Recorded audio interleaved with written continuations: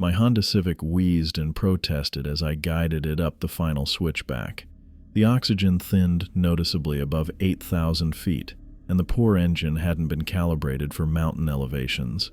I downshifted, giving the car more gas to compensate. The dashboard thermometer read 28 degrees despite mid-morning sun.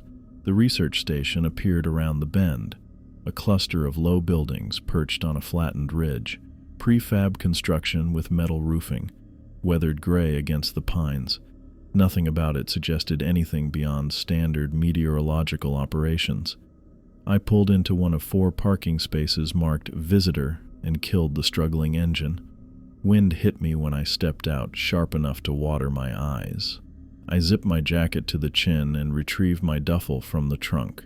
The silence registered immediately. No traffic noise, no distant conversations, just wind through the pines and the occasional metallic creak from equipment mounted on the rooftops.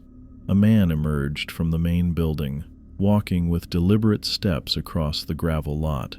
Tall, broad-shouldered, wearing a navy weather-resistant jacket with the No AA logo patched on the shoulder. Salt and pepper hair cut short, and a beard that looked like it had been trimmed within the week. "Emily Johnson?" His voice carried across the parking area without shouting. I nodded, extending my hand when he reached me. "That's me. David Collins, station supervisor." His grip was firm, but he released quickly and reached for my duffel. "Vehicle make it up okay?" "Complained the whole way, but we got here." He nodded as if this confirmed something. "They always do. Anything sensitive in your trunk should come inside. Temperature drops fast after sundown." I grabbed my laptop bag and followed him toward the entrance. A security keypad mounted beside the steel door required both a code and a key card, which David supplied without breaking stride. 6-digit code changes weekly, he said, holding the door. "You'll get your own card after processing. Don't lose it. Replacement procedure's a headache." The interior smelled of coffee and electronics, the universal scent of research facilities. A short hallway opened to a main room divided between workstations and what appeared to be a common area with a kitchenette. 3 people looked up briefly from their screens, offering perfunctory nods before returning to work. "Main monitoring hub," David explained, gesturing to the bank of screens showing weather data, topographical maps, and seismic readings. Staff quarters down the east corridor, equipment storage and backup generators to the west, satellite uplink on the roof, hardline buried alongside the access road, 2 backup systems if both go down. He pointed to a whiteboard with names and times. "Shift rotation. You'll be on morning A starting tomorrow. Kitchen stocked weekly. Everyone handles their own meals except Thursday dinners. Communal." The efficiency of the place impressed me. Everything labeled, organized for maximum functionality in minimal space. Standard government-funded pragmatism. "How many staff total?" I asked, noting 6 names on the rotation. 8 including you. 2 are currently in Colorado Springs for supply run and equipment calibration. He checked his watch, an analog Timex with a worn canvas strap. "Should be back before dark." David led me down the east corridor, pointing out the shared bathroom facility's supply closet, and finally stopping at a door marked Room 3. "You'll bunk with Martinez. He's been here 3 months, geology team." He handed me a key. "Settling in can wait. Safety briefing first. My office, 10 minutes. He left me at the door, footsteps echoing down the hallway. I stepped into a room barely big enough for the 2 twin beds it contained. The side nearest the door showed signs of occupancy. Rumpled sheets, a paperback splayed open on the pillow, hiking boots kicked underneath. The other side weighted with military-tight bedding and empty shelves. I set my duffel on the vacant bed and took a moment to orient myself. A single window faced north, offering a view of dense pine forest stretching down the mountainside. Small desk, 2 narrow dressers, a space heater humming in the corner. Functional, Spartan. David's office occupied the southwest corner of the building. 3 weather monitoring screens mounted on the wall behind his desk displayed real-time data feeds. He gestured to the chair opposite him as I entered. Coffee. He indicated a pot warming on a hot plate. Please. He poured 2 mugs, sliding one across to me without asking about cream or sugar. The coffee tasted like it had been brewing since dawn, strong enough to dissolve a spoon. David opened a drawer and removed a laminated card, about the size of an index card but thicker, with text printed in bold black letters. He placed it on the desk between us. Standard orientation covers equipment protocols, emergency procedures, and reporting requirements, he said, voice matter of fact. You'll get that documentation in your welcome packet. This is different. I picked up the card. 5 numbered rules in large, clear font. 1. Never look at the mountain from the east. 2. Avoid anyone with hollow eyes. 3. Stay indoors during storms. 4. Follow marked trails only. 5. Never leave the outpost after dark. I read them twice, waiting for the explanation, some local weather phenomenon or wildlife danger that would make the strange rules make sense. These aren't suggestions, David said, watching my reaction. They're survival requirements. I set the card down. I don't understand. You don't need to understand. You need to comply. Something in his tone shifted, an urgency beneath the professional exterior. Everyone at this station follows these rules without exception.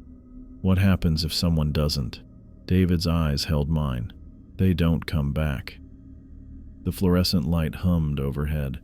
Through the window behind him, I could see clouds building over the western peaks. Is this some kind of initiation thing? I asked, trying to sound more amused than unsettled. No.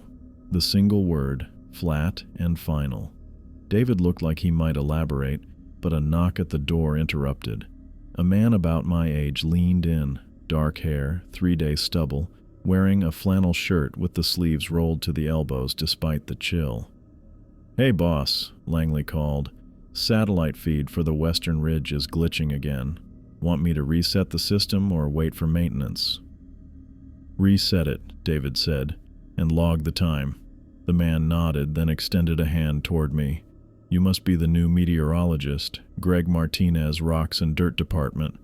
"Emily Johnson," I confirmed, shaking his hand. "We're roomies," Greg grinned, leaning against the doorframe. "I tidied up. Mostly." David cleared his throat. "We're in the middle of the safety briefing, Martinez." Greg's eyes fell to the laminated card on the desk, and he rolled his eyes. "Ah, the famous rules. Don't let him scare you. Half of that is local superstition." David's jaw tightened. "Martinez. What?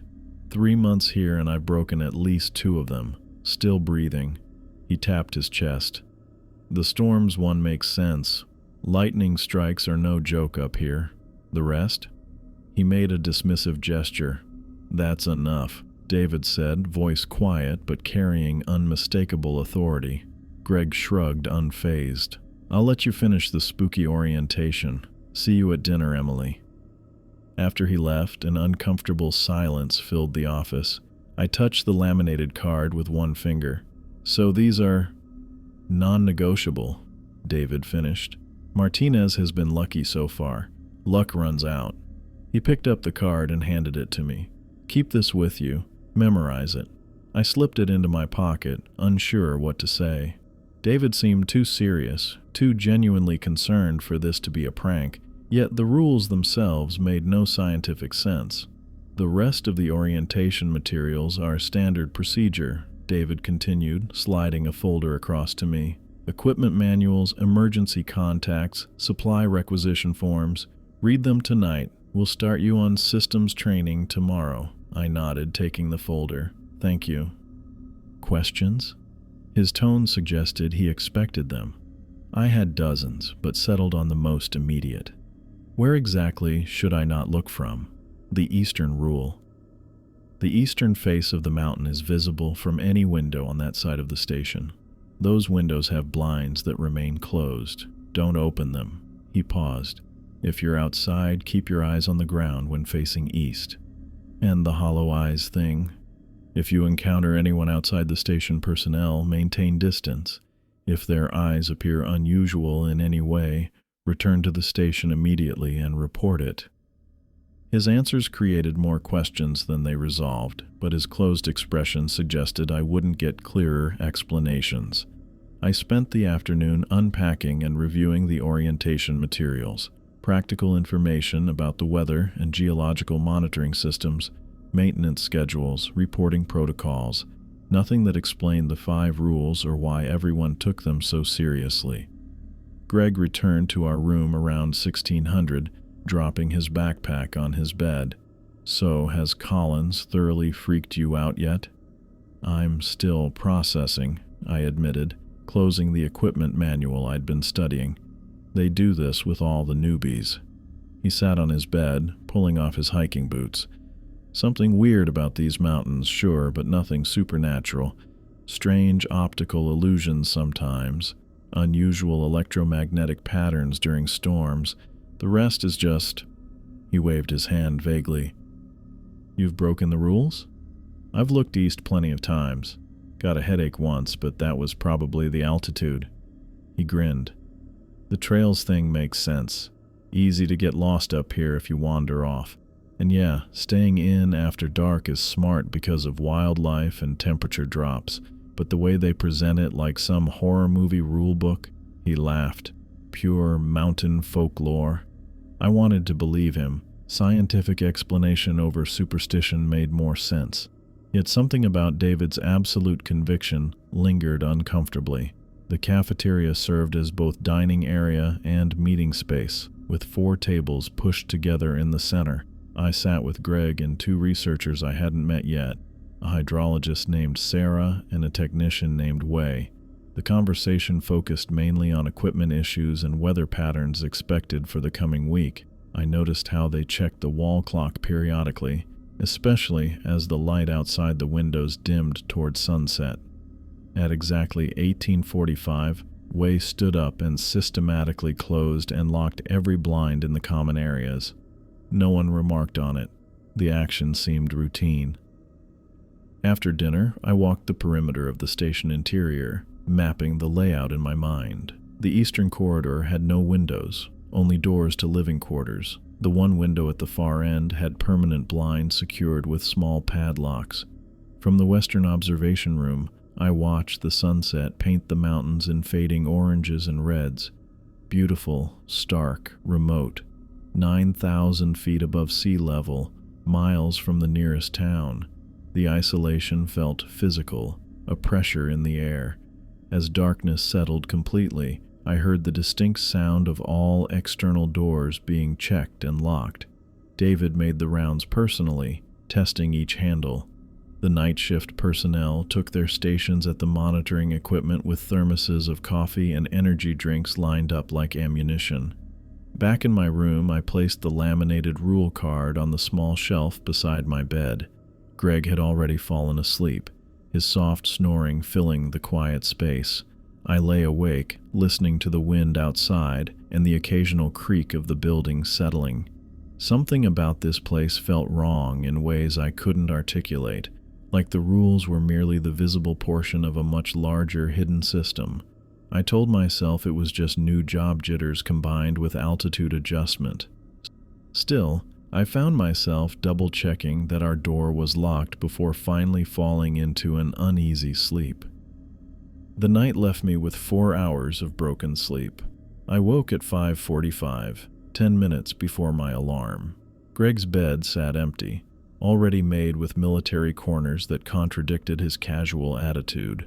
The thermostat read 52 degrees despite the heater's steady hum.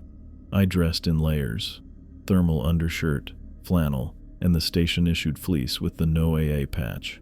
My watch showed 6:10 when I entered the monitoring hub. 3 researchers hunched over their stations, travel mugs steaming beside keyboards. The overnight shift had the hollow-eyed look of people who'd spent hours watching screens in dim light. David nodded from the main console. "Johnson, coffee's fresh." I poured a cup and took the empty seat he indicated with a gesture. 3 monitors displayed real-time data, barometric pressure trends, wind velocity, and seismic readings from sensors placed throughout the surrounding 5 miles. Systems calibrated, David said, tapping the center screen. Morning protocols are in the manual. Log any anomalies above point 0.4 on the Richter scale. Flag patterns in the western quadrant. We're tracking a fault line disturbance. He showed me the monitoring sequence, the documentation process, the backup procedures.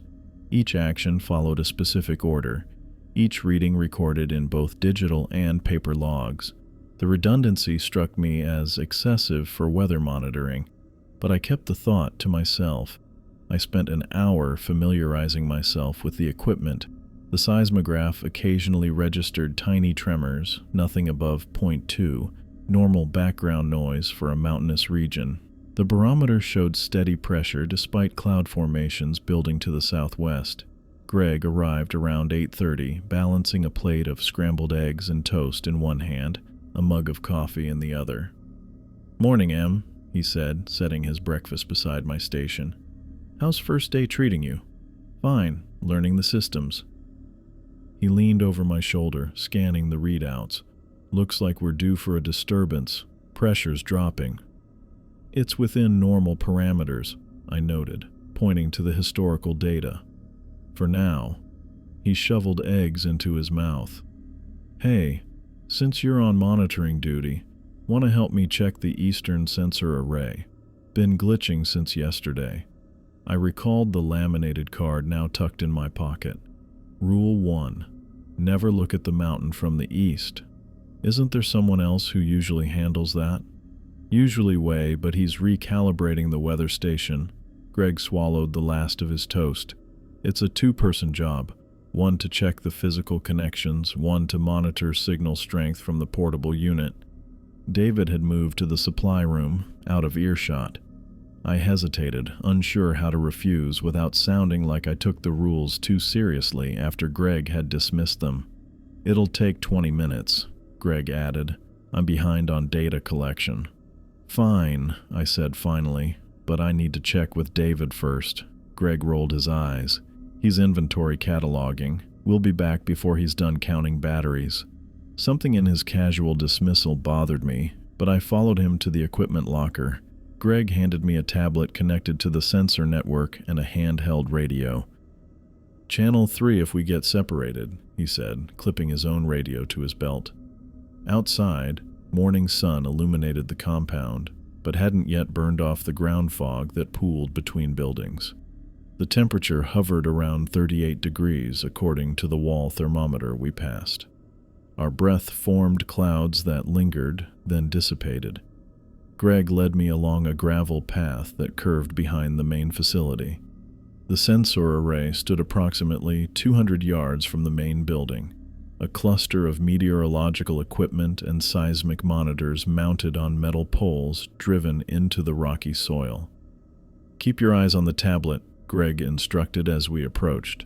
"Tell me if signal strength changes when I adjust the connections."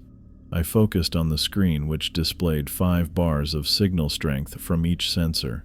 The easternmost sensors showed intermittent connectivity, dropping to 2 bars, then 1, then none, before jumping back to full strength. "Weird pattern," I noted, tracking the fluctuations. "Probably just interference from the mountain," Greg replied, kneeling beside the base unit. He opened a metal panel and began checking cable connections. "How's it looking now?" "Still unstable. Second and third sensors are dropping out completely every 8 seconds. "Huh." Greg stood, wiping his hands on his pants. "Must be higher up then. Let me check the actual sensors." He walked toward the eastern edge of the array, where 3 sensitive instruments were mounted on a taller pole. I followed, keeping my eyes fixed on the tablet screen and the gravel path beneath my feet. "Look at this view," Greg said suddenly. "They tell you not to look east, but it's the best sight on the whole mountain." I kept my gaze down. "We should focus on fixing the sensors." "Come on, Em. One look won't hurt you. The sunlight on the eastern face is amazing this time of morning." My grip tightened on the tablet. "I'd rather not." "Seriously?" He laughed. "You really bought into those rules?" "It's just an old story they tell newcomers. Team building through shared superstition." I made the mistake of glancing up at him, and my peripheral vision caught the eastern mountainside. Just a split-second glimpse, but it was enough. The mountain wasn't right. The rock face seemed to breathe, subtle undulations rippling across stone that should have been solid. Dark patches shifted position like shadows without a source. The longer I looked, barely a second, the more wrong it appeared, as if the mountain existed in multiple places simultaneously, overlapping itself. I jerked my gaze away, but the image burned behind my eyelids. My stomach lurched, bile rising in my throat. "You okay?" Greg's voice sounded distant through the sudden ringing in my ears. "Fine," I managed, though I wasn't. The world tilted sideways, equilibrium temporarily abandoned. I braced one hand against the sensor pole. "You're white as a sheet." Greg gripped my shoulder. "Sit down before you fall." I lowered myself to the ground, keeping my eyes fixed on the gravel.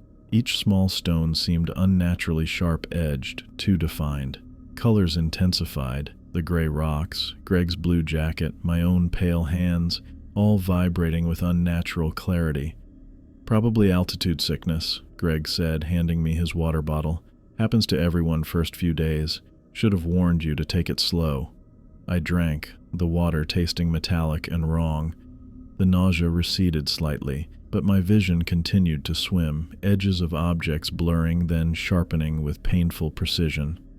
"Let's get you back inside," Greg said, helping me stand. "We can fix the sensors later." The walk back stretched impossibly. Each step required concentration, the ground seeming to shift beneath my feet. I focused on breathing, on the concrete details around me. The crunch of gravel, the cold air in my lungs, the weight of the tablet in my hands. Greg kept talking, something about acclimation periods and proper hydration, but his words slipped past me. All I could think about was the wrongness of what I'd seen. Mountains don't move. Stone doesn't breathe. Yet I couldn't dismiss it as hallucination. The image remained too precise, too consistent. Back inside, Greg steered me toward the break room. "Sit. I'll get you some electrolytes." I sank into a chair, resting my forehead against the cool table surface.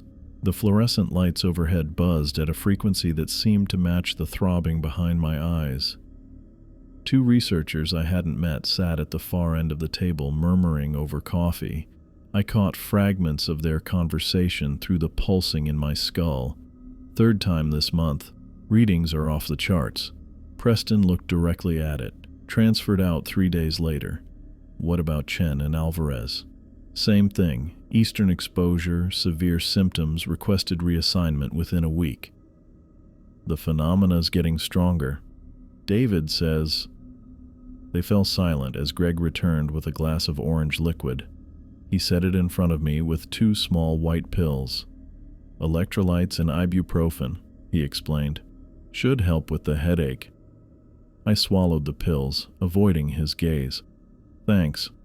The researchers gathered their papers and left, nodding politely as they passed. Greg watched them go, then leaned closer. "Don't mind Richardson and Patel," he said quietly.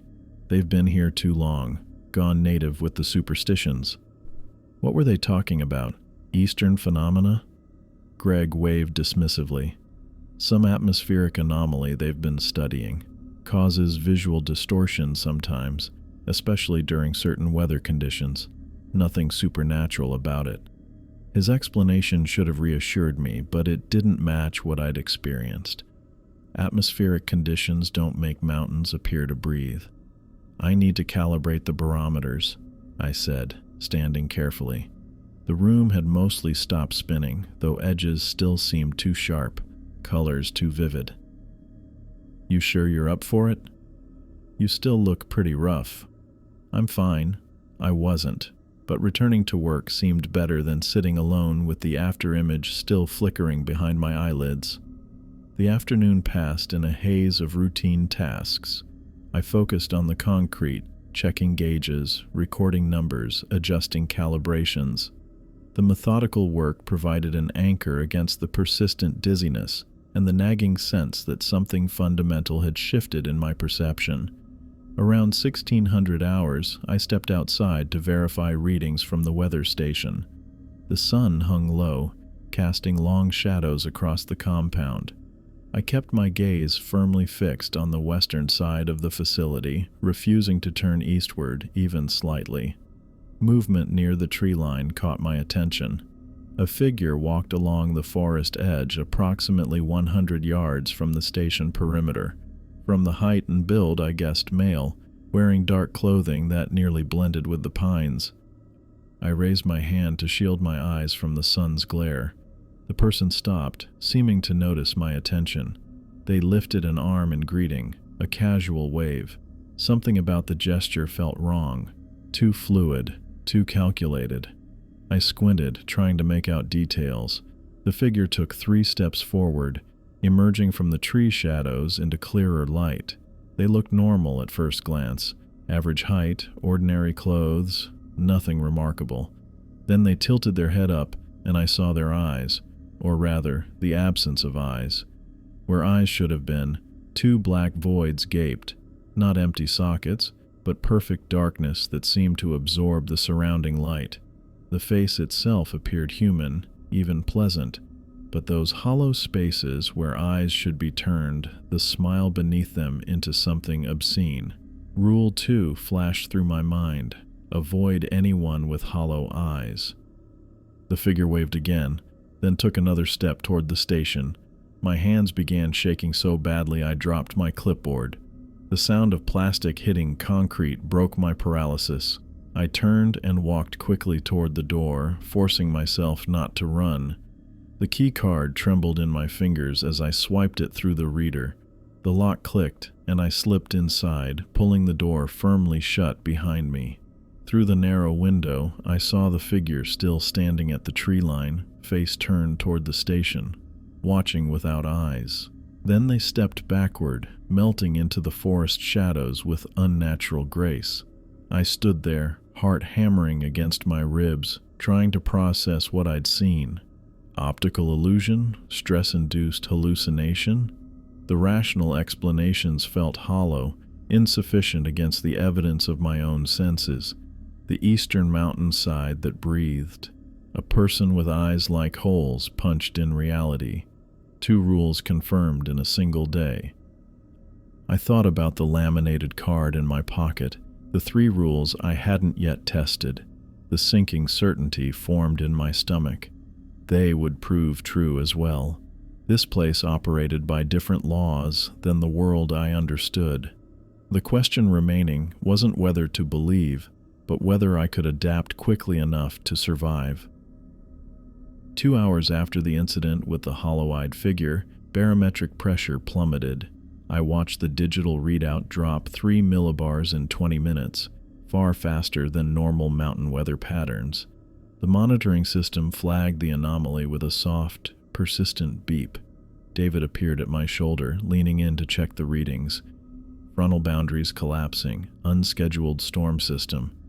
He reached past me and tapped a sequence on the keyboard that brought up a satellite image. Cloud formation had accelerated over the western ridge, dark masses swirling into organized bands. The temperature differential between upper and lower atmosphere created perfect conditions for electrical discharge. Looks intense, I noted, calculating wind velocity from the data points. 45 minutes until it hits us. 30, maybe less. David straightened and pressed the facility intercom button. His voice echoed through the station's corridors. Attention all personnel. Secure external equipment and return to the facility immediately.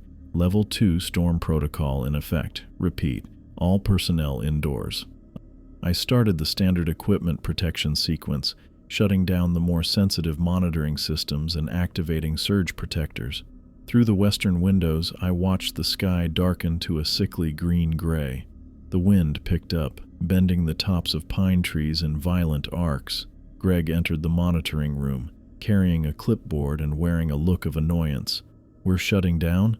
I'm in the middle of collecting soil sample data.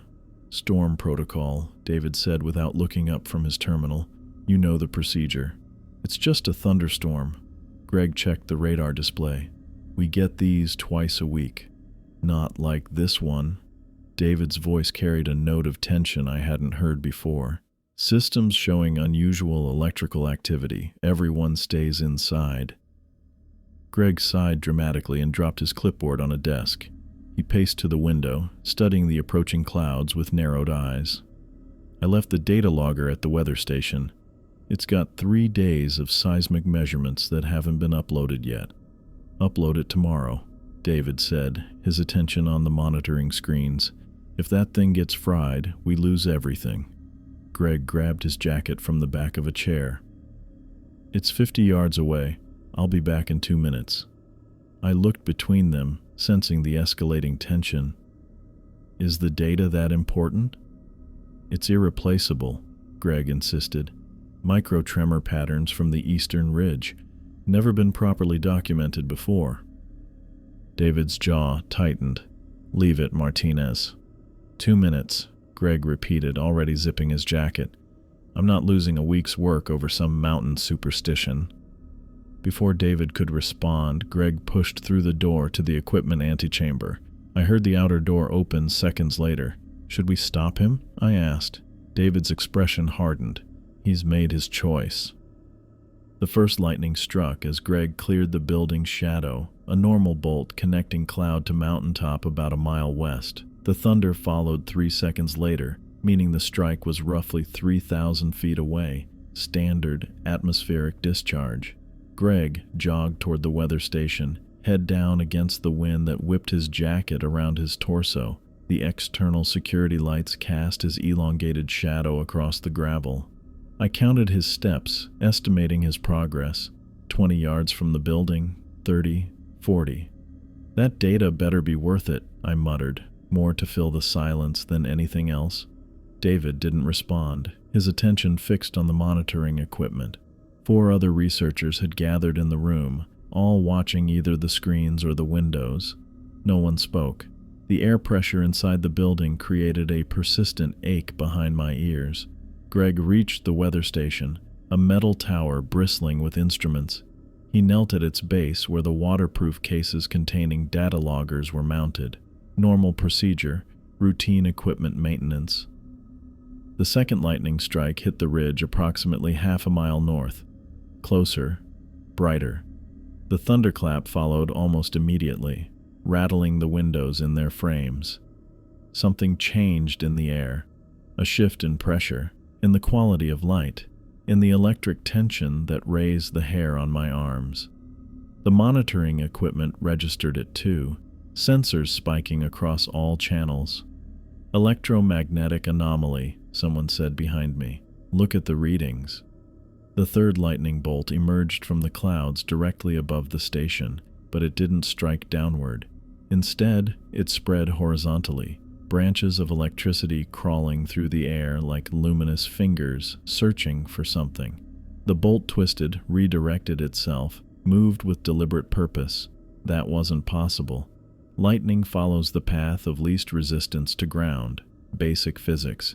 It doesn't move laterally. It doesn't change direction mid-strike. It doesn't hunt. Greg stood, the data logger clutched in his hand. He took 3 steps toward the facility before stopping, head tilted upward at the crawling electricity above him. I couldn't see his expression from this distance, but his body language shifted from confidence to something resembling recognition, then fear. He broke into a run. The lightning responded. Tendrils of blue-white energy surged downward, encircling him like a net.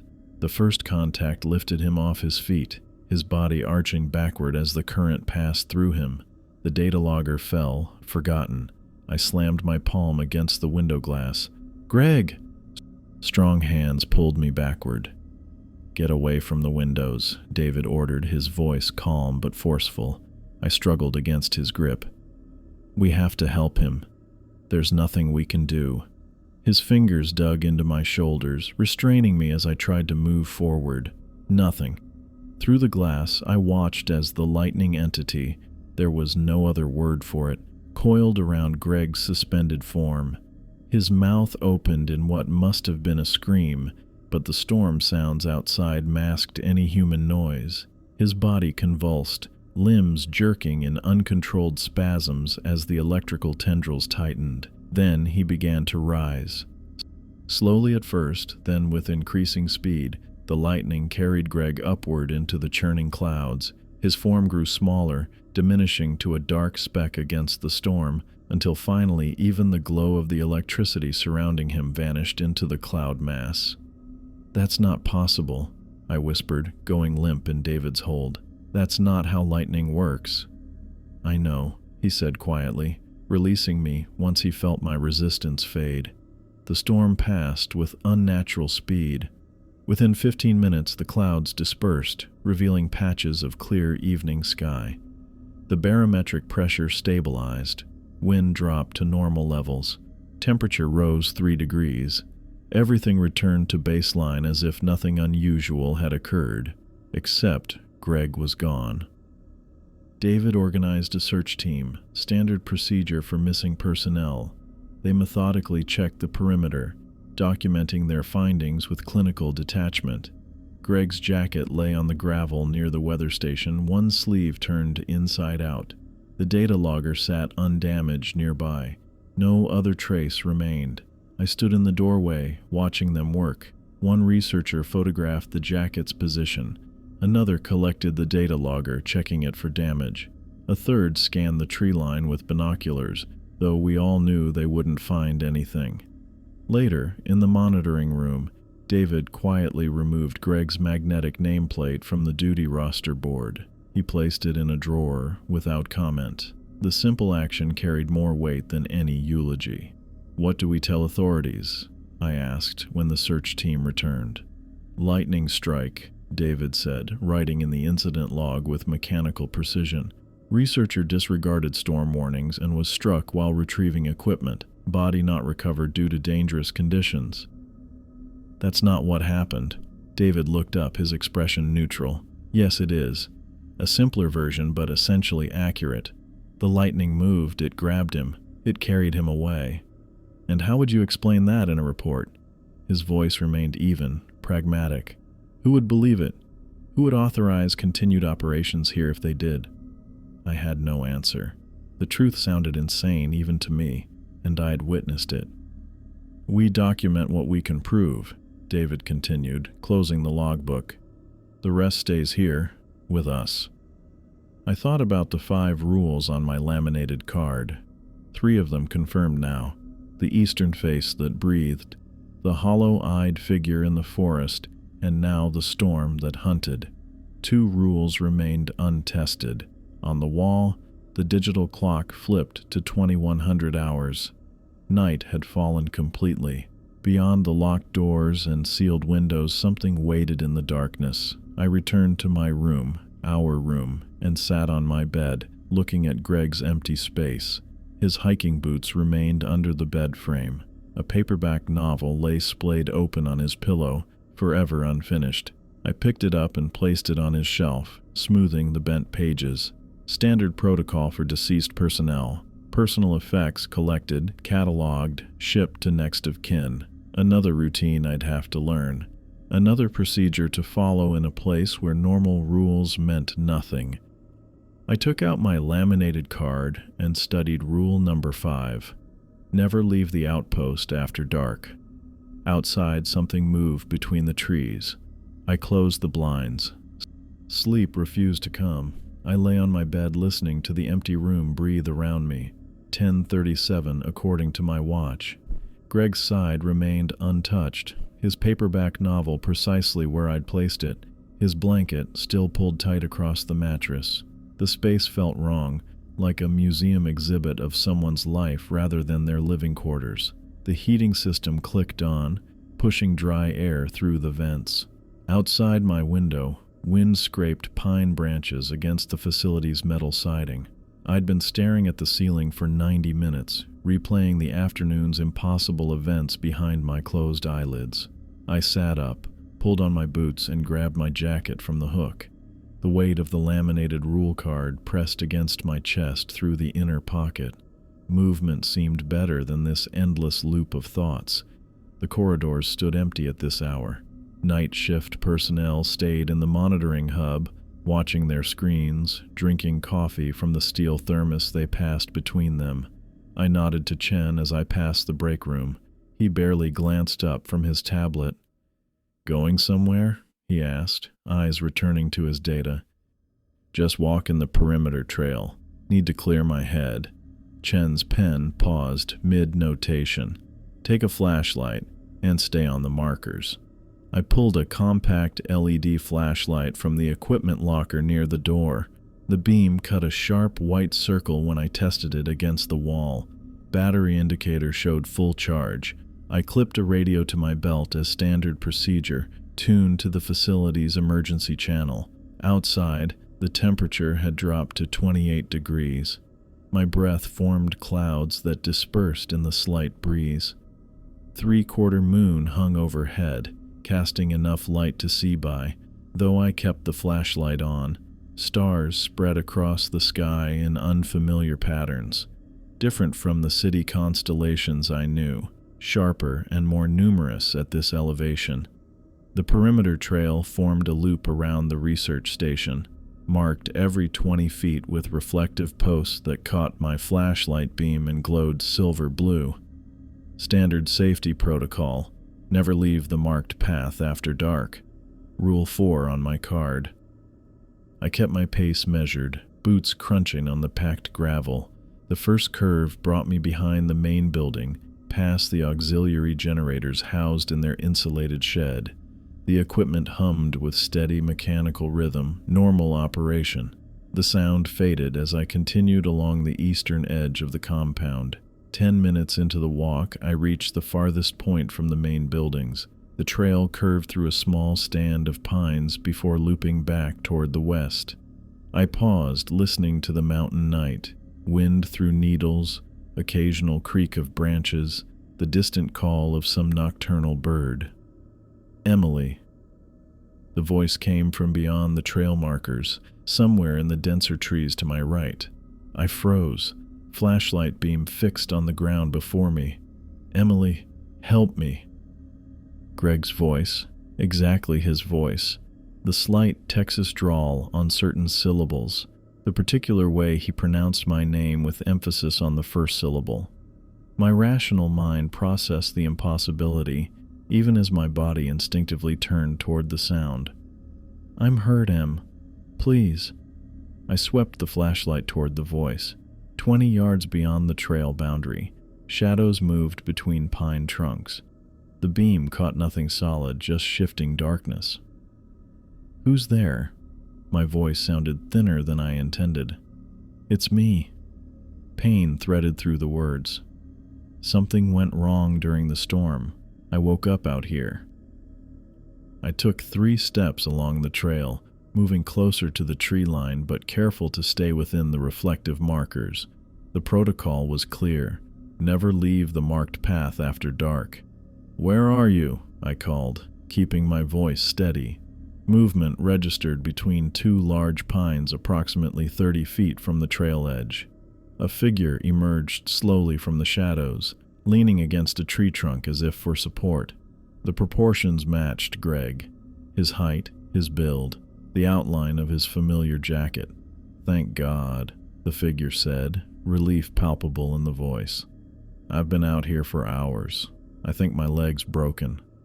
I trained the flashlight on him. The beam illuminated hiking boots, Greg's boots, and the lower half of his body.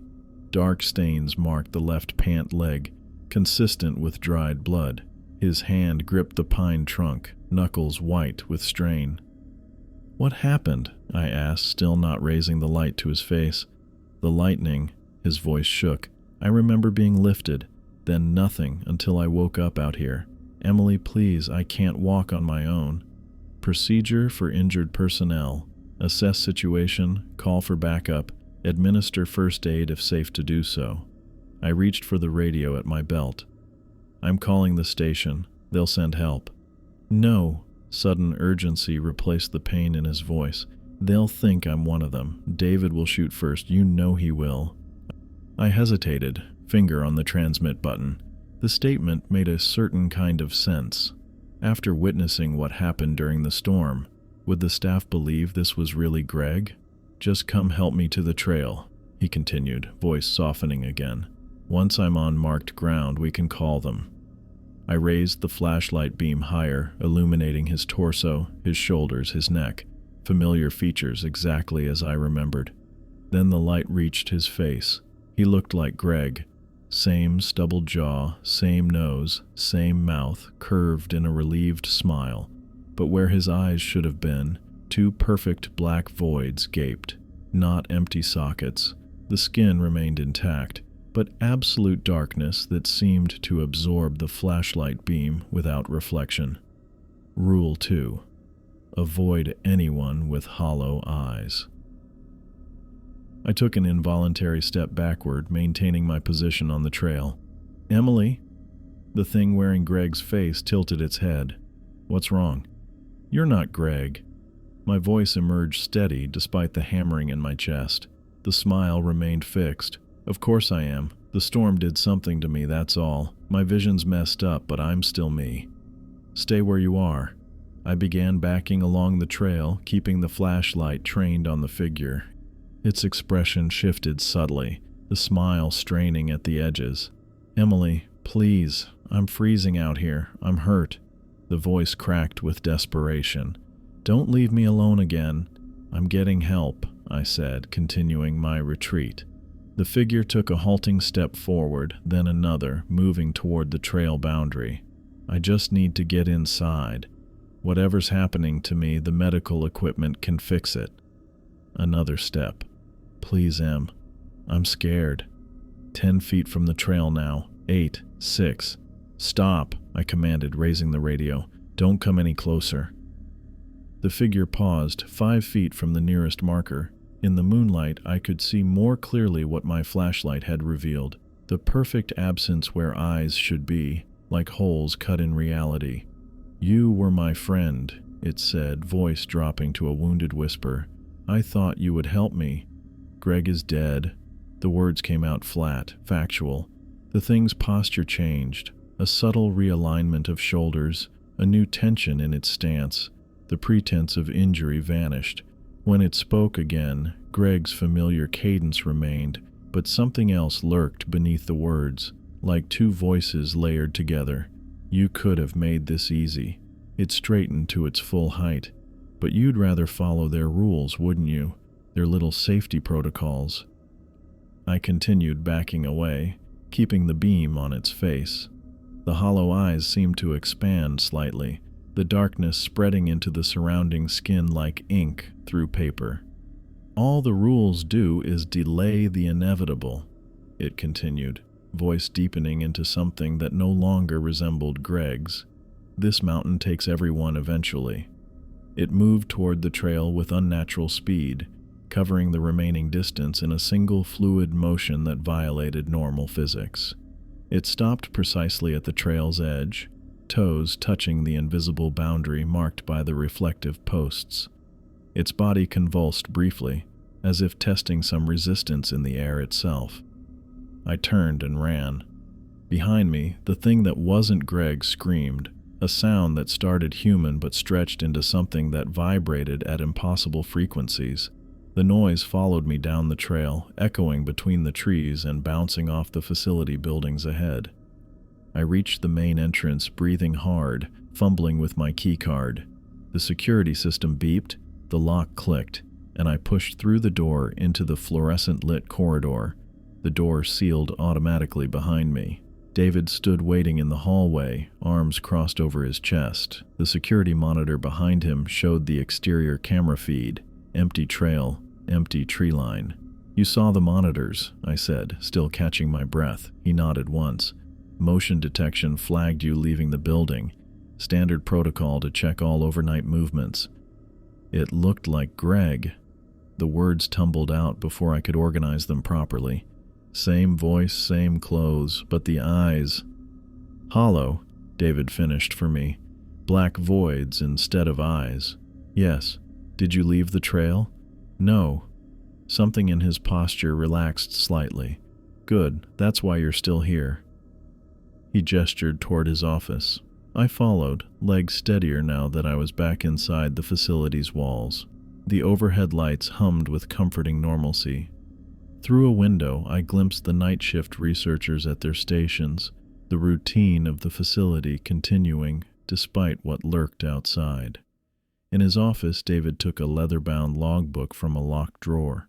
He placed it on the desk between us, opening to a marked page. "Hollows," he said, tapping a finger on the heading. "That's what we call them. They take the appearance of people who've been claimed by the mountain, but they can't quite get the eyes right." I leaned forward, studying the neat handwriting that filled the page. Dates, times, descriptions, a catalog of encounters spanning years. "What do they want?" I asked. "To lure us off safe ground." David's voice remained matter-of-fact, as if discussing weather patterns. "They can't cross certain boundaries, the marked trails, the facility perimeter, without invitation, like vampires in old stories needing permission to enter." The thought felt ridiculous even as it formed, yet I'd just witnessed the entity stop precisely at the trail's edge. "Why do they look like people we know?" David closed the logbook carefully. "Because that works. We've documented 18 different manifestations over the past decade. All appeared as missing personnel. All attempted to persuade staff members to leave protected areas." His expression remained neutral. 6 succeeded. I processed this information with the same detached analysis I'd apply to unusual weather data. The figure said the mountain takes everyone eventually. "They lie." David replaced the book in the drawer, locking it with a small key he returned to his pocket. "But not always." Through the window, I could see the trail where reflective markers caught moonlight like a string of stars leading through darkness. Beyond them, the trees stood silent, revealing nothing of what moved between them. "Get some sleep," David said, standing. "Morning shift starts at 600 hours. I nodded and left his office, walking the now quiet corridors back to my room. The events of the night had confirmed another rule on my laminated card: follow marked trails only. One rule remained untested: never leave the outpost after dark. As I lay in bed, staring again at the ceiling, I wondered if what I'd encountered was truly a separate entity, or if something of Greg remained trapped within it, forced to lure others into the same fate.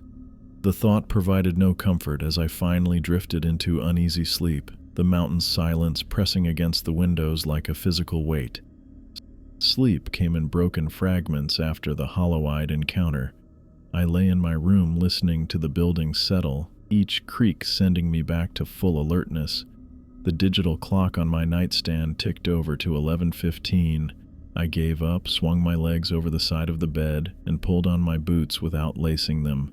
The empty bed across from mine, Greg's bed, sat as a reminder of what had happened and what I'd seen.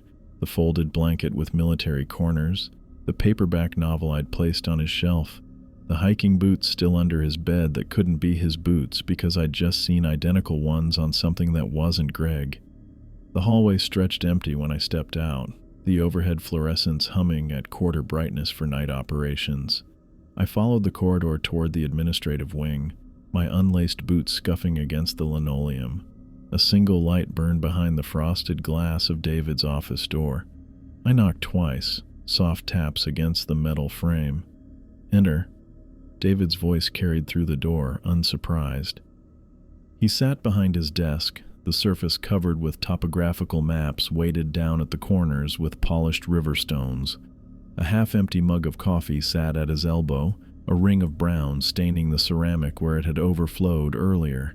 He'd shed his official No AA jacket, and the sleeves of his flannel shirt were rolled to the elbows, revealing forearms corded with the kind of muscle that comes from practical work rather than exercise. "Couldn't sleep," I said, closing the door behind me. "Nobody does, not their first week." He gestured to the chair opposite his desk.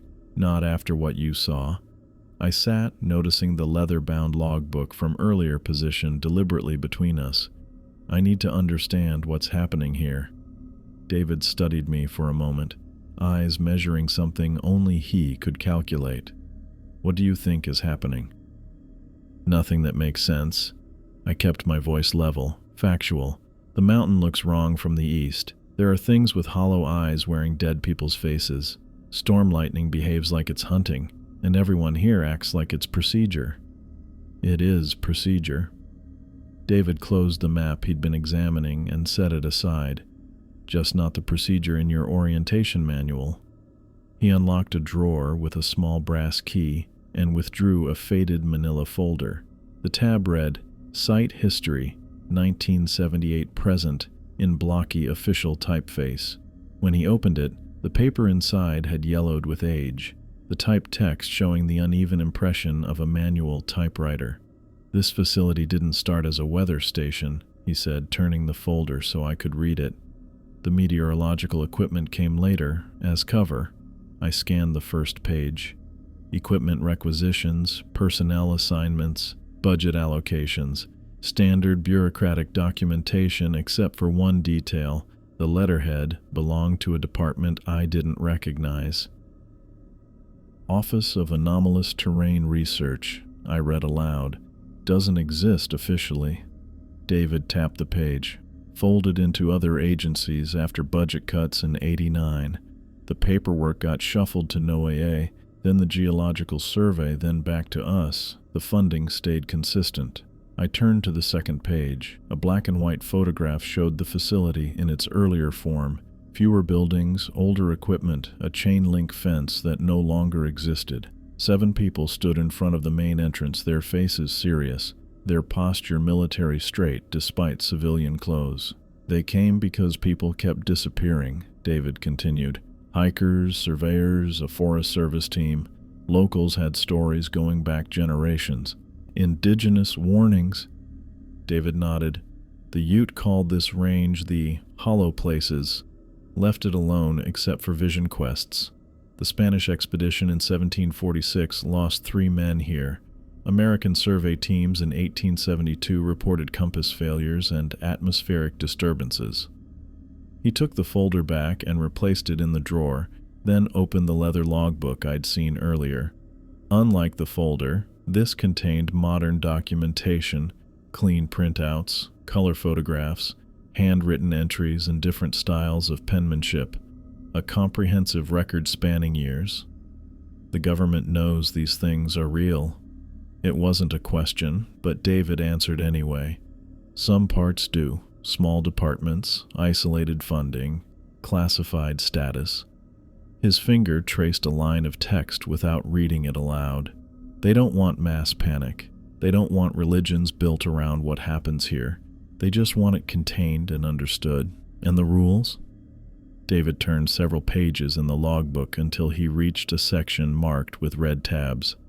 Written in blood, literally in some cases.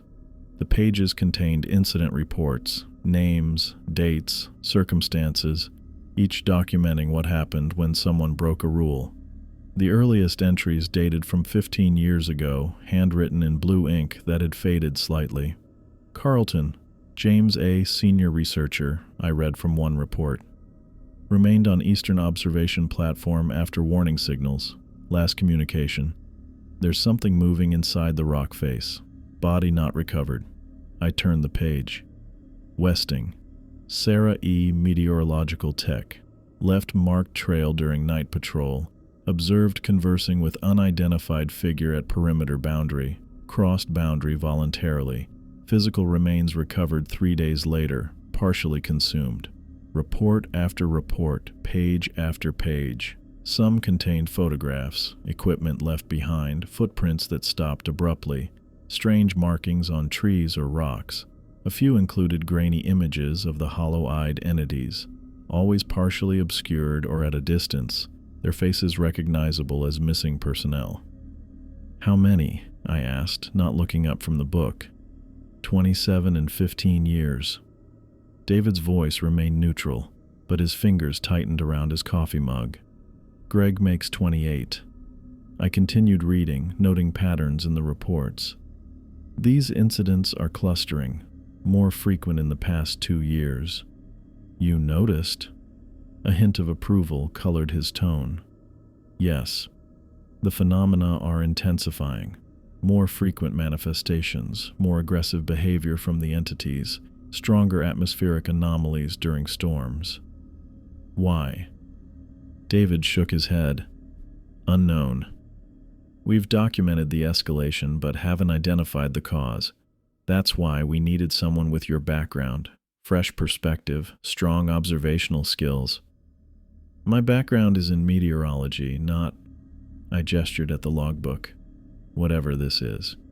Your background is in seeing patterns others miss. He closed the book but kept his hand on the cover. Your thesis on microbarometric pressure variances in relation to landscape features. Your field notes from the Arizona anomalies. You notice things.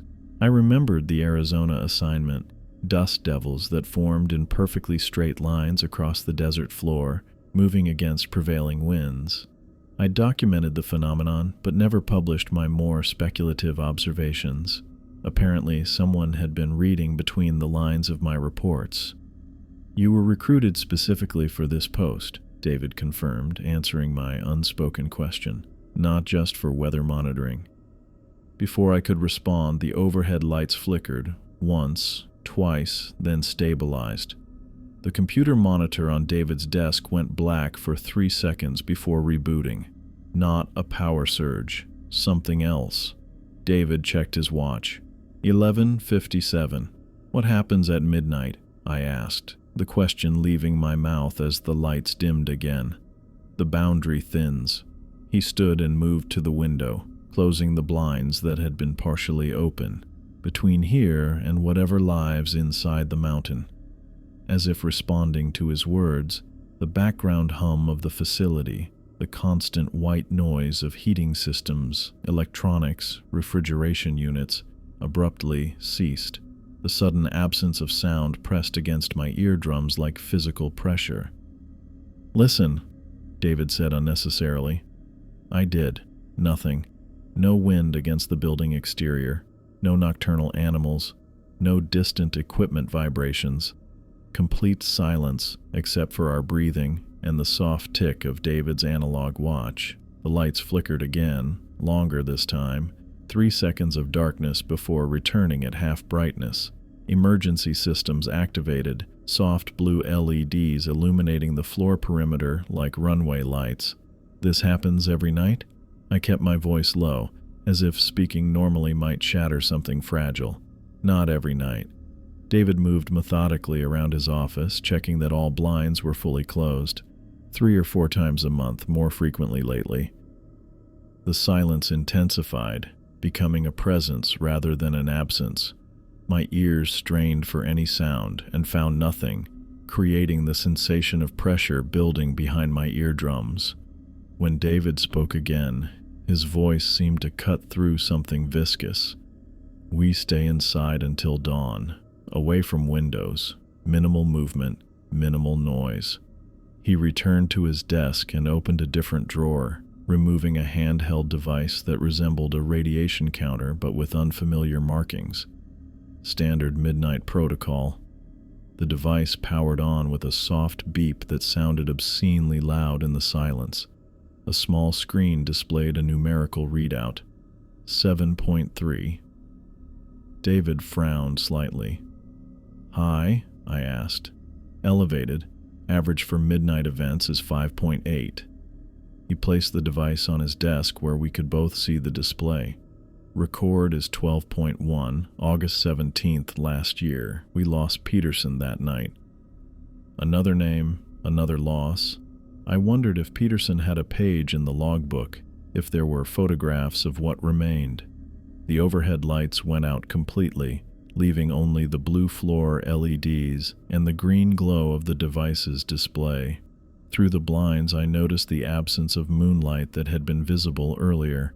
Complete darkness outside, as if the moon and stars had been erased.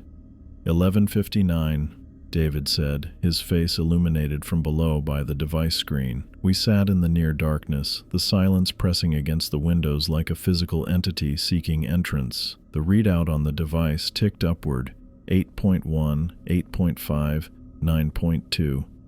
What does it measure? I whispered, the words feeling thick in my mouth. Boundary permeability. David kept his eyes on the readout. How thin the separation is between here and there. There? He didn't answer immediately. The device continued its upward climb, 9.7, 10.3. We don't have adequate terminology, he finally said. Another state of reality, perhaps. A different set of physical laws overlapping with ours. The indigenous peoples had better words for it than our scientific vocabulary allows. Outside, something scraped against the metal siding of the building, a slow, deliberate sound like fingernails dragging across the surface. It moved from the right side of the window to the left, unhurried, testing. The device read 11.8. Will it get in? The question emerged without conscious thought. No. David's certainty provided unexpected comfort. The station is secure. We've learned what works. The scraping sound reached the corner of the building and stopped. 1 second of silence, then 2. The device held steady at 11.8. David and I remained motionless, barely breathing. Then voices began, distant at first, like conversation carried on wind from far away. Indistinct words, familiar cadences. They grew clearer gradually until I could distinguish individual voices calling from different directions around the facility. My mother's voice calling my childhood nickname, a college roommate asking for help with a specific project we'd worked on, my first boyfriend reciting an inside joke only he would know, and Greg's voice closest of all, just outside the office window. "Em, they've locked me out. I can see you in there. Please, it's freezing out here." The device display flickered, then stabilized at 12.1. David's mouth tightened into a thin line. "How do they know those details?" I whispered, fighting the instinct to respond to the familiar voices. "They access memories somehow. Yours. The memories of those they've taken. We don't understand the mechanism." David's clinical tone contrasted with the tension in his posture. "Don't acknowledge them. Don't respond." "Emily." My mother's voice again, perfect in its inflection. "Sweetheart, I drove all this way to surprise you. Why won't you come to the door?" The urge to check, to verify, to respond, it pulled like a physical sensation. I clenched my hands into fists, focusing on the pressure of nails against palms. More voices joined the chorus, layering over each other. Colleagues, family members, friends, all with specific details that should have been impossible for anything but the real person to know, all asking for recognition, for response, for someone to open a door or window. The device readout climbed to 12.4. New record, I thought, distantly. "Dr. Collins." A new voice, authoritative, addressing David directly. "This is Site Director Harmon, Security Override Protocol. Acknowledge and confirm." David didn't react, but I saw his jaw tighten. The name meant something to him. "Collins, acknowledge, that's an order." The voice sharpened. "Perimeter breach in Sector 4. We need immediate confirmation." The scraping sound returned, now on the roof directly above us. Slow, circular patterns, like something testing the structural integrity of the ceiling panels. The voices outside continued their overlapping pleas and demands, a cacophony of familiar tones calling our names with increasing urgency. "How long does this last?" I asked, keeping my voice low. "Until dawn," David replied, "or until someone answers them." The device now read 13.2. David stared at it with an expression I couldn't interpret, concern mixed with something like scientific fascination. "They've never been this strong," he murmured almost to himself. A sharp crack sounded from the main corridor, breaking glass or splintering wood. David was on his feet instantly, moving to the office door. He pressed his ear against it, listening, then returned to his desk and removed something from the bottom drawer, a holstered handgun that he clipped to his belt with practiced efficiency. "Standard precaution," he said, noting my expression. "The facility remains secure." The scraping on the roof stopped abruptly. The voices outside fell silent mid-sentence, creating a vacuum of sound that felt more threatening than the noise had been. The device display froze at 13.5, then began a slow descent. 13.1, 12.8. Passing, David said with visible relief. The peak is over. As if responding to his assessment, a single voice broke the silence, Greg's voice, now directly outside the office window. Emily, not pleading anymore, matter of fact. I see you. 3 sharp taps against the glass like knuckles knocking precisely on the pane. I know you want answers. Greg's voice continued, conversational now. About what's happening here, about what's inside the mountain. I can show you. The device reading stabilized at 12.3. They're getting smarter, David observed quietly. More focused, using what they learned from each encounter. Why? I asked. What do they want? Us. Simple, direct. For reasons we don't understand, the mountain collects people. Another series of taps on the window, this time in a distinct pattern. 3 short, 3 long, 3 short. SOS in Morse code. Clever, David said, his clinical detachment returning as the device reading continued its gradual descent. 11.9, 11.4. Outside, a chorus of tapping began. Fingers, knuckles, harder objects against every exterior surface of the facility. Dozens of hollow-eyed entities surrounding us in the darkness, communicating in percussion. The rhythm organized itself, multiple tappers synchronizing into a single pulsing beat that vibrated through the building's structure. The emergency lights flickered in time with the tapping. The device on the desk flashed warning yellow around its display. 11.1, holding steady. They're working together, I said, the realization sending a chill across my skin. Coordinating. New behavior, David confirmed, making a note on a pad beside the device. First documented instance of synchronized activity across multiple entities. The coordinated tapping continued for 7 minutes by David's watch, then ceased simultaneously. The emergency lights stabilized. The device reading resumed its descent. 10.8, 10.3, 9.7. It's working, David said, relief evident in his voice. What is? The facility's protection systems. He gestured vaguely at the walls, the designs incorporated into the structure, the materials, the layout, all engineered to withstand these events.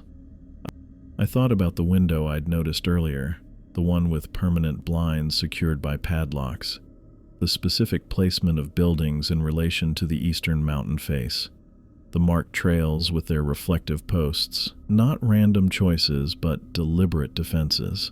The device reading continued dropping, 9.2, 8.5, 7.8. With each decrease, the silence outside changed quality, becoming less oppressive, less conscious. The pressure against my eardrums gradually released. David checked his watch again. 1:17. We have about 4 more hours until dawn. Does anyone sleep during these events? The newer staff try. The veterans know better. A hint of grim humor colored his words. Night shift personnel maintain their posts. Everyone else stays in designated secure areas. Like your office. He nodded. Reinforced walls. No external windows except this one, which has been treated. He tapped the frame around the blinds, indicating modifications I couldn't see in the dim light. I studied the device as its reading continued to fall. 7.3, 6.9, 6.4. The phenomena are increasing overall, but each individual event still follows the same pattern. Correct. Building to midnight peak, then gradual dissipation toward dawn. David seemed pleased by the observation. The intensity varies, but the cycle remains consistent. And we still don't know why. That's why we're here. He gestured to include both of us, to observe, to document, to understand if possible. The background hum of the facility's systems gradually returned. First the heating, then the electronics. Finally the subtle vibration of equipment in distant rooms. Normal operation resuming as whatever had suppressed them withdrew. Through the blinds, I detected the faintest suggestion of moonlight returning. The readout on the device approached baseline: 5.8, 5.3, 4.9. David sighed and leaned back in his chair. We should see sunrise at 6:22. 5 more hours of waiting in the reinforced office, listening to the occasional tap or scrape against the facility's exterior. 5 hours to process everything I'd learned about the true purpose of this place, about the things that moved in the darkness outside. I thought about Greg's empty bed across from mine, about the hollow-eyed thing wearing his face that had tried to lure me off the trail, about the lightning that hunted during storms, about the mountain that changed when viewed from the east, its rock face breathing like something alive. None of it made sense by any scientific standard I recognized. Yet here sat David methodically documenting it all with the precise attention of a researcher collecting data, treating the impossible as just another natural phenomenon to be recorded and analyzed. "Why do you stay?" I asked during a long stretch of silence. "After everything you've seen?" David considered the question with the device on David's desk read 3.2. Normal background levels approached. Outside, the scratching had ceased 20 minutes ago, replaced by a patient silence that felt deliberate. I checked my watch. 5:47 in the morning. Dawn would break soon. "You should try to rest," David said, his voice rough from hours of disuse. He'd been making notes in a separate logbook, different from the one he'd shown me earlier, documenting the night's anomalies with the methodical precision of someone who'd done this many times before. "I'm fine." My back ached from sitting in the office chair. My eyes burned from staring at emergency lighting for hours, but sleep remained impossible. David closed his logbook and stretched, shoulder joints popping. 35 minutes to sunrise. The boundaries nearly restored to baseline. The facility had returned to its normal operational sounds, heating systems cycling on and off, distant hum of refrigeration units, occasional electronic chirp from monitoring equipment, almost normal except for the complete absence of external wildlife sounds. No pre-dawn birds, no insects, no wind through pine needles. A soft tap came from the window, gentle, almost hesitant. Unlike the synchronized pounding from hours earlier, this sounded like a single fingertip against glass. Then again, slightly firmer. "Ignore it," David said without looking up from his notes. "Final testing phase before they retreat." The tapping continued, forming a simple rhythm. Tap-tap, pause, tap-tap, pause, like someone politely requesting attention rather than demanding it.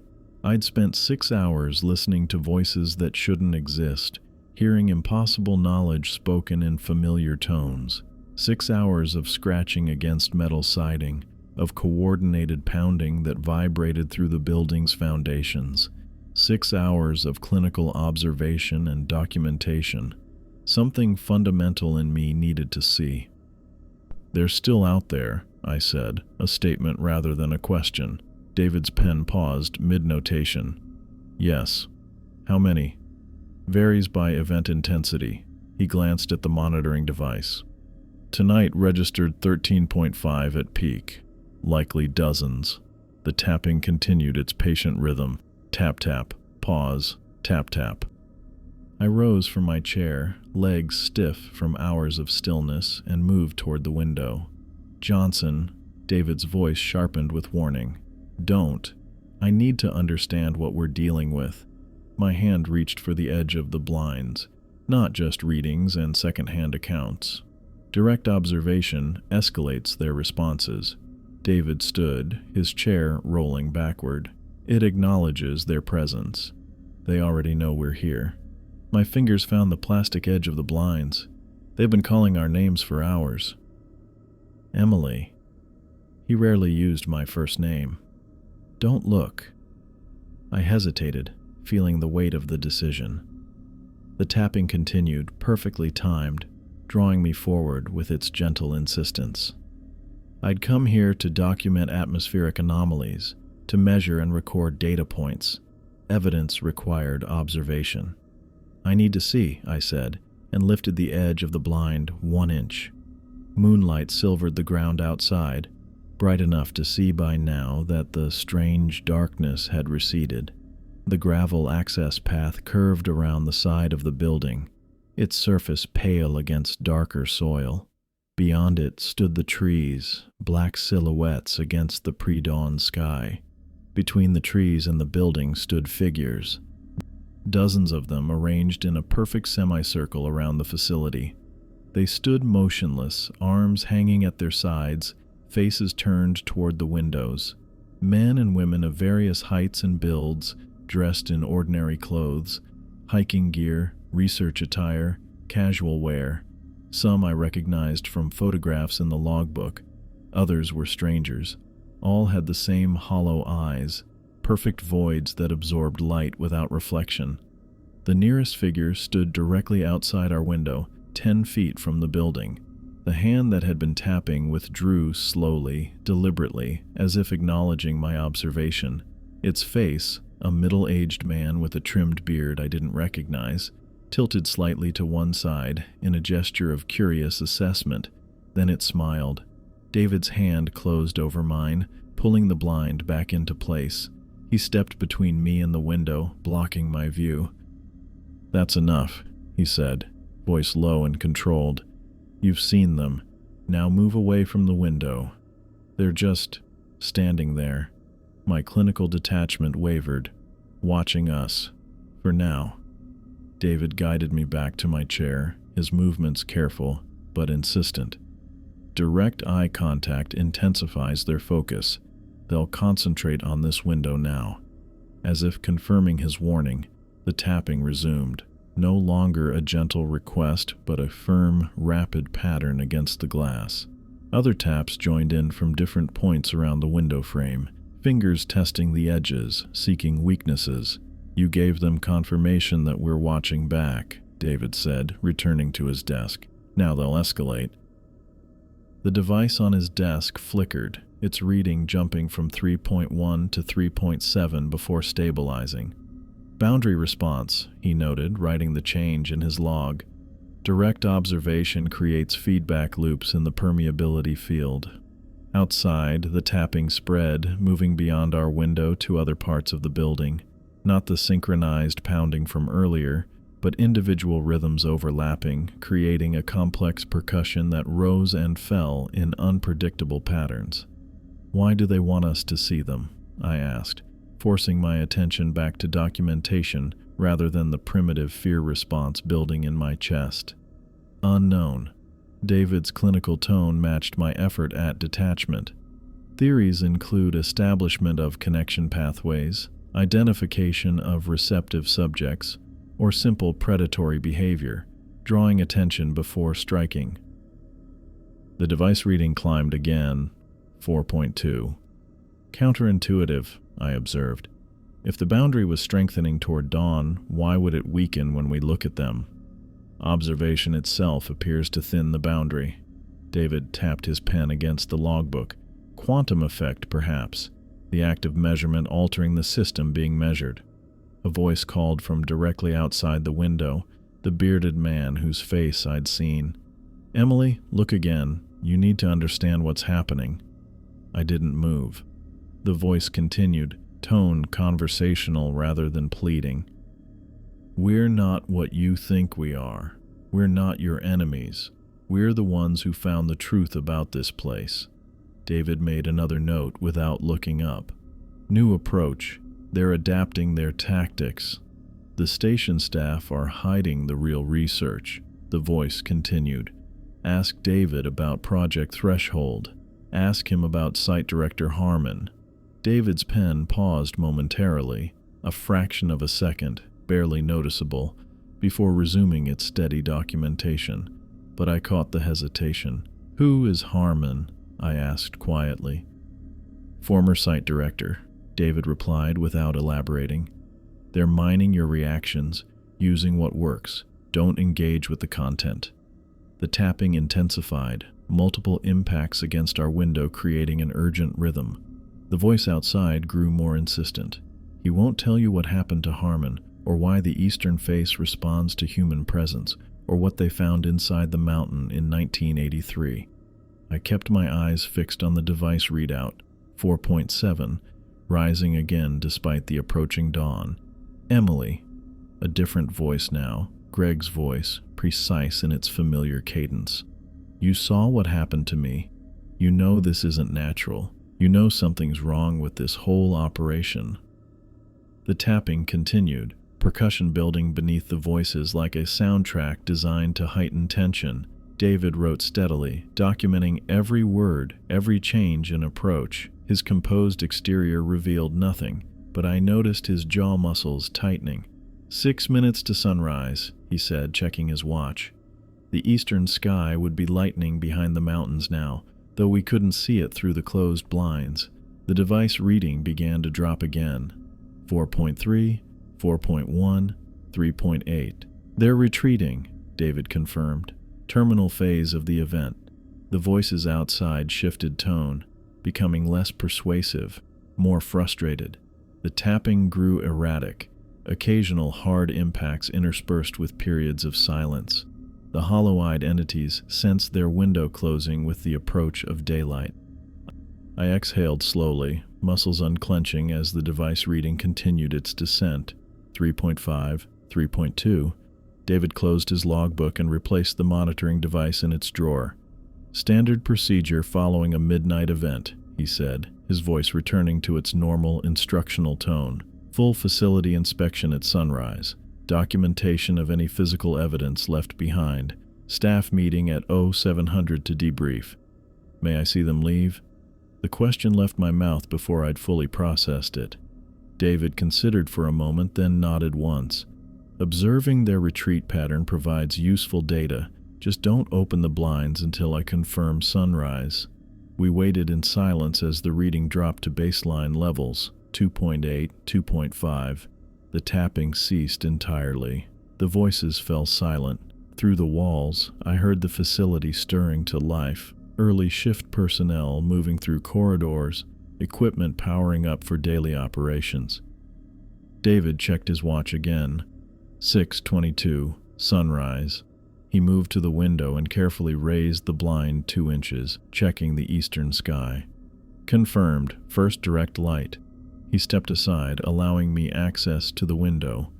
I approached cautiously and bent to look through the narrow gap beneath the blind. Morning light slanted across the gravel path, casting long shadows from the trees. The figures still stood in their semicircle, but something had changed. Their solid presence had diminished somehow, forms becoming translucent where direct sunlight touched them. As I watched, they began stepping backward toward the tree line with synchronized precision, maintaining their perfect semicircle formation as they retreated. The nearest figure, the bearded man who had spoken directly to me, remained in place while the others withdrew. He raised one hand in what might have been a farewell gesture, then turned with unnatural smoothness and walked into the forest. Not between trees, but directly into the solid trunk of a large pine, his form dissolving into the bark like smoke absorbed into porous material. Within 30 seconds, all the figures had vanished. The ordinary sounds of mountain morning rushed in to fill the vacuum they left behind. Chickadees calling from the pines, a red squirrel chattering alarm from a branch, wind moving through needles with a soft rushing sound. Nature reclaiming its territory as if the night's events had never occurred. David raised the blinds completely, letting morning sunlight flood the office. He looked tired in the harsh natural light, the lines around his eyes deeper than they had appeared the previous day. "Now you understand," he said, not as a question, but as confirmation. I nodded, processing what I'd witnessed. The rules aren't arbitrary. No, they're survival mechanisms developed through trial and error. He unlocked his desk drawer and removed a small plastic case. Documentation of patterns that keep people alive in a place where normal physical laws become negotiable. He opened the case and removed a laminated card identical in size to the one I'd received during orientation. But this one was different. Not the generic rules card given to all new arrivals, but something more specific. My name was printed at the top in bold letters, Johnson, Emily A. Below it were the 5 standard rules, but additional notes had been added in smaller text beneath each one: specific observations, particular danger signs, recommended responses, personalized protocols based on accumulated experience. Every researcher who stays develops their own refinements, David explained, handing me the card. The baseline rules remain constant, but the applications evolve as we learn more. I examined the card, noting the precise, practical nature of the annotations. No theoretical frameworks or explanations, just concrete actions and observable warning signs. You're officially part of the research team now, David continued. Not just monitoring weather patterns, but documenting the phenomena themselves, if you choose to stay. The question hung in the air between us. I thought about the hollow-eyed figures standing in silent vigil, about Greg being carried into storm clouds, about the mountain that breathed when viewed from the east, about voices that shouldn't exist calling my name with perfect familiarity. I also thought about the logbook with its meticulous records, the patterns waiting to be discovered, the phenomena that defied conventional scientific understanding, the mystery that had drawn me to meteorology in the first place, the search for order within chaos. "I'm staying," I said, tucking the personalized rule card into my pocket. "Someone needs to document what's happening here. Someone needs to understand it." David nodded, unsurprised by my decision. "Get some rest. Debrief at 0700. I left his office, walking corridors now bustling with morning shift personnel. They nodded to me with new recognition in their eyes, acknowledgement that I'd witnessed a midnight event and emerged with my sanity intact. Initiation completed. In my room, Greg's empty bed remained untouched. I placed my new rule card on the nightstand beside the original, comparing their differences: the generic versus the specific, the theoretical versus the experienced. Outside my window, morning sun illuminated the western mountains with perfect clarity. Ordinary rock faces, normal pine forests, standard cloud formations, nothing breathing or shifting or existing in multiple places simultaneously. Nothing hunting, nothing watching, until nightfall at least. I set my alarm for 6:45 and lay down fully clothed on top of my blankets. Sleep would come now, in the safety of daylight. The questions about Harmon, about Project Threshold, about what had been found inside the mountain in 1983 would wait for when I woke. Some answers came at a price. I'd seen enough to understand that much. The mountain collected people, as David had said, but it also collected their knowledge, their memories, their voices, and repurposed them for its own unknowable objectives. I closed my eyes, listening to the reassuring sounds of normal mountain wildlife outside my window. For now, the world obeyed the physical laws I understood. For now, the boundary held solid. But midnight would come again, and I would be watching.